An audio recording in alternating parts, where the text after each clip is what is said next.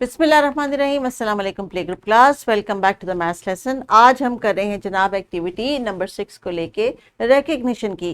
सो teachers, आज के lesson की तमाम एक्टिविटीज़ बच्चों की रिकग्निशन से लिंक करती हैं। प्रीवियस लेसन में हमने 6 डिफरेंट ऑब्जेक्ट्स या 6 सिमिलर ऑब्जेक्ट्स को काउंट करने के बाद इनका मेंटल सीक्वेंस तैयार किया था कि 5 के बाद 6 आता है and we use different examples. हमने हाथों की फिंगर्स की एग्जांपल ली, हमने रियल ऑब्जेक्ट्स की एग्जांपल ली। आज हम इस नंबर का फेस जो है इनको ऐसा ऐसा लिखना सिखाएंगे, उसकी प्रैक्टिस और उसकी फॉर्मेशन की तरफ बढ़ेंगे। स्किल्स हमारे लिए जो चाहिए आज वो है स्पीकिंग एंड रीडिंग की, और राइटिंग का हम थोड़ा थोड़ा टच इसलिए देंगे क्योंकि हम इनके मेंटल इमेज के ऊपर फोकस कर रहे हैं। So we need to tell them how to move your hand and arm so that you can make a mental image of number 6। तो टीचर्स, आपका जो की लर्निंग एरिया है बेसिक मैथमेटिकल स्किल्स का, उसमें से हम उसी न्यूमरल्स वाले ELO को एड्रेस कर रहे हैं। और इसके लिए हमने जो एक्टिविटीज़ की थी, that we were counting parrots and then singing poems, they were related to all build up for the number 6। तो नंबर 6 थोड़ा सा बच्चों मेरे साथ रिवाइज कर लें, रिफ्रेश कर लें। When you see these strawberries on the screen, let's count them quickly. 1, 2, 3, 4, 5, 6. Yes, 6 fingers. This is how we did it yesterday. किस किस को याद है कि हमने fingers की मदद से नंबर 6 काउंट किया था? Well done. Now let's look at the face of the number 6. Number 6 हम कैसे लिख रहे थे? Let's have a look at it once again. 6, yes. Now in the textbook it shows how to write the number 6. Dear teachers, वहाँ पे छोटी सी poem है, लेकिन उस पोएम से पहले आप बच्चों से कहें कि वो मैथ कॉर्नर से जाके कुछ ऑब्जेक्ट्स ले आएं, या अपने पास ही कुछ ऑब्जेक्ट्स को अपने सामने टेबल पे ऑर्गेनाइज कर लें, so that then when they are practicing the number 6 they know what to do. So the teacher note says revise the previous lesson.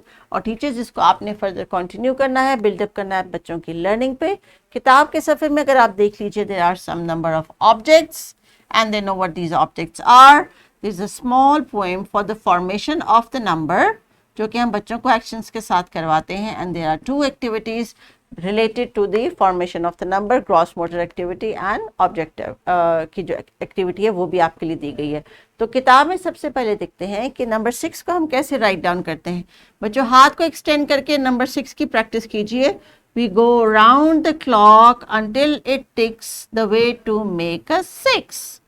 Around the clock until it ticks, that's the way to make a 6.